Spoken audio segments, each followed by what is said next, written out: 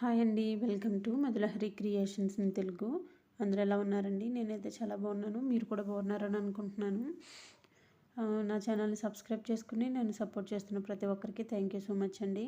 ఇంకా ఎవరైనా కొత్తగా నా ఛానల్ని చూస్తుంటే తప్పకుండా సబ్స్క్రైబ్ చేసుకుని నా ఛానల్ని సపోర్ట్ చేయండి.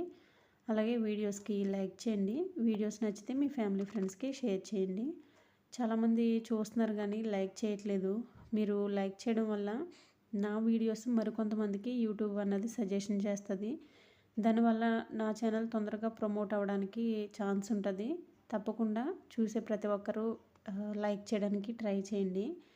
ఈరోజు నేను ఒక వీడియోని షేర్ చేయాలనుకుంటున్నాను.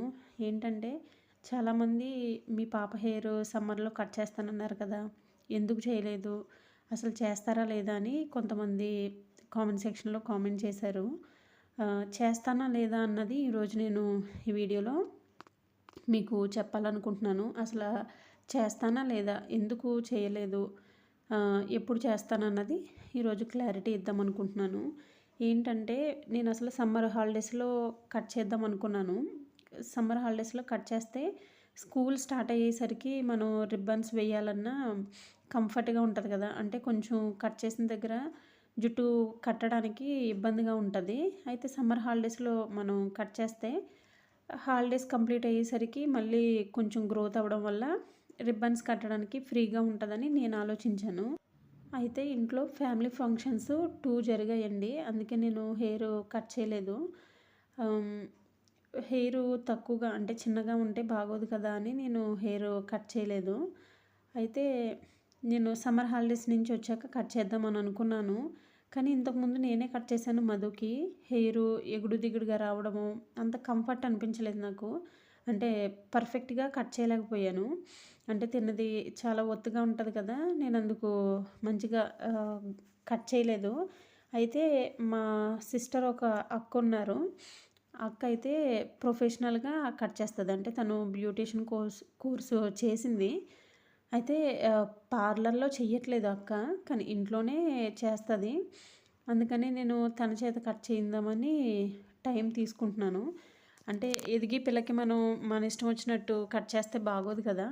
అందుకని నేను మా అక్క హెల్ప్తో కట్ చేద్దామని నేను ఇది కొంచెం పోస్ట్పోన్ చేశాను.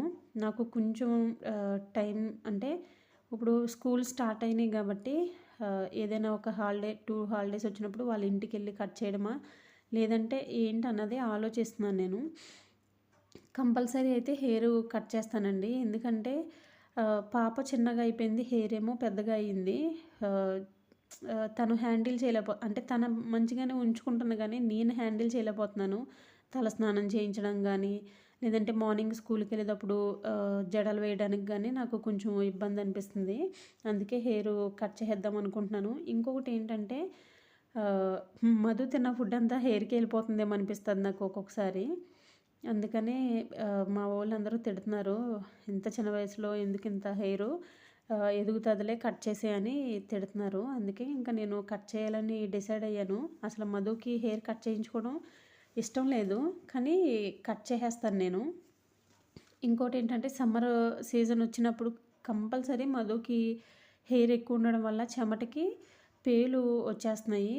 నాకు ఈ ఇయర్ అయితే చాలా ఇబ్బంది పడ్డాను నేను ఈ ప్రాబ్లంతో. అందుకే కంపల్సరీ నేను హెయిర్ అయితే కట్ చేసేస్తానండి.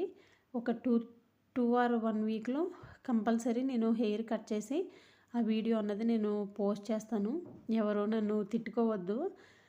ఎందుకంటే సమ్మర్లో పెడతానన్న వీడియో ఇంకా పెట్టలేదని చాలామంది అనుకుంటారు కదా. ఎవరో ఏమీ అనుకోవద్దు. కంపల్సరీ నేను హెయిర్ అన్నది కట్ చేస్తాను. ఎంత కట్ చేస్తాను, ఎప్పుడు కట్ చేస్తాను అన్నది నేను కట్ చేసిన వీడియో మీకు పోస్ట్ చేసినప్పుడు కంపల్సరీ మీకు అన్నీ తెలుస్తాయి. అప్పటి వరకు నా ఛానల్ మీద కన్ను వేసి ఉంచండి. ఆ వీడియో పోస్ట్ చేస్తాను. ఎప్పుడు పోస్ట్ చేస్తాను అన్నది తెలియదు కాబట్టి మీరు నా ఛానల్ని చూస్తూ ఉండండి. అయితే ఎవరైనా నా ఛానల్ని ఫస్ట్ టైం చూస్తుంటే తప్పకుండా చూసేవాళ్ళు ఛానల్ని సబ్స్క్రైబ్ చేసుకోండి. అలాగే మీరు చూసే వీడియోస్కి లైక్ చేయండి. మీరు సబ్స్క్రైబ్ చేసుకుని వీడియోస్ చూడడం వల్ల నా ఛానల్ తొందరగా మానిటైజేషన్ అవుతుంది. తప్పకుండా లైక్ చేయండి. Thank you for watching.